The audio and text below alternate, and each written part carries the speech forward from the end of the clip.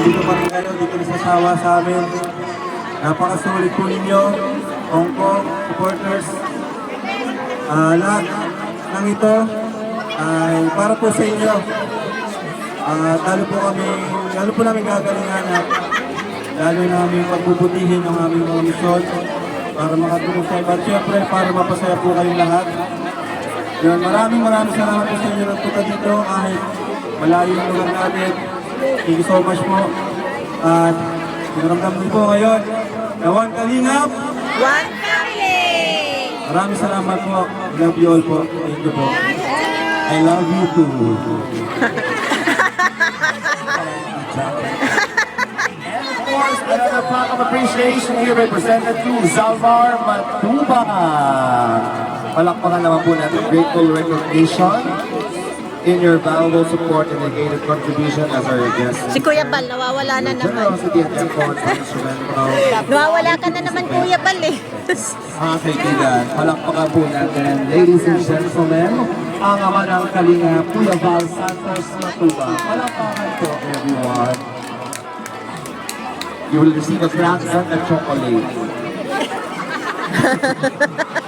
Picture. Wow.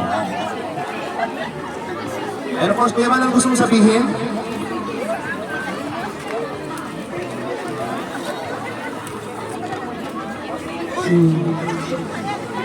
Salamat po sa lahat.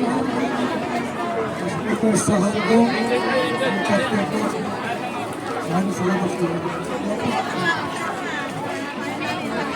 Santos Matuba. And of course, another certificate of appreciation.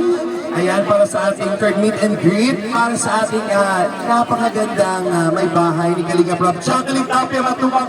Palakpakan po natin, mga kaibigan.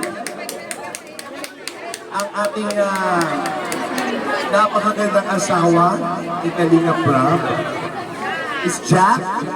Mga kaibigan, ito na po ang ating kahulma-kahungis, kuwangis. Ay po. Ayan na po. Picture please.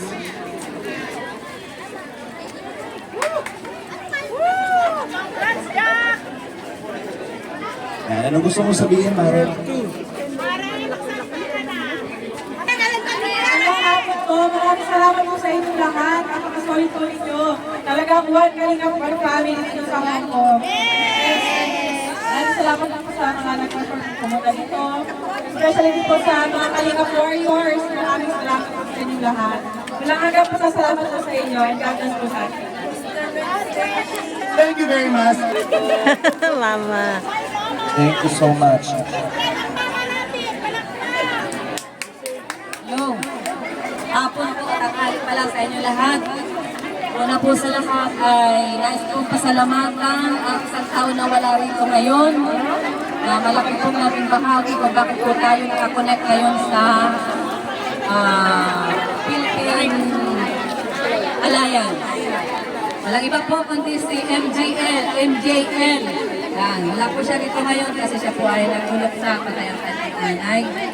So, salamat din po sa Team Kalinga po ng chapters at nabuo po natin ito. Tayo po ay talagang legit na kahit saan pwede na tayo rito. Nandito ang ating consulate. So, marami po tayo rito mga napo. Yung mga dating grupo po na pala, ngayon po ay nagkaisa. So, yan, napakaganda po, So, nandito po maraming mga grupo. Kung bakit po tayo nandito ngayon, siyempre ang ating pong layunin, ang pinaka-bottom line po natin is charity. Huwag po natin kalilimutan yan.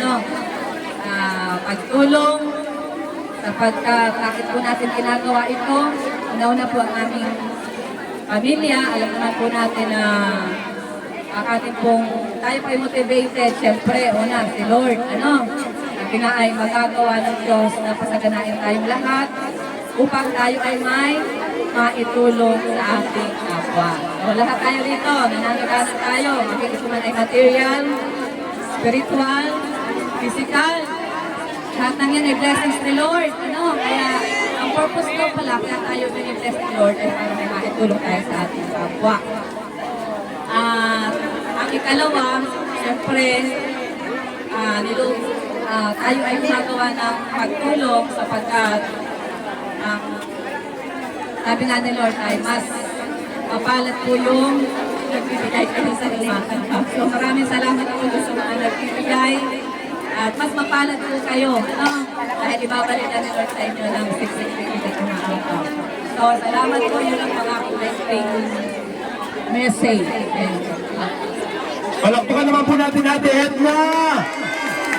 Yeah, thank you very much po sa pagmamahal. At tawagin na po natin ang ating mga love team. Siyempre, nandito po ang Ed Pao, Rachel at Mick Reese.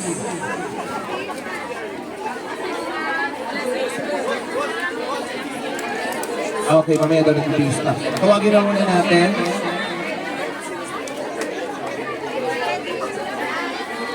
Tata,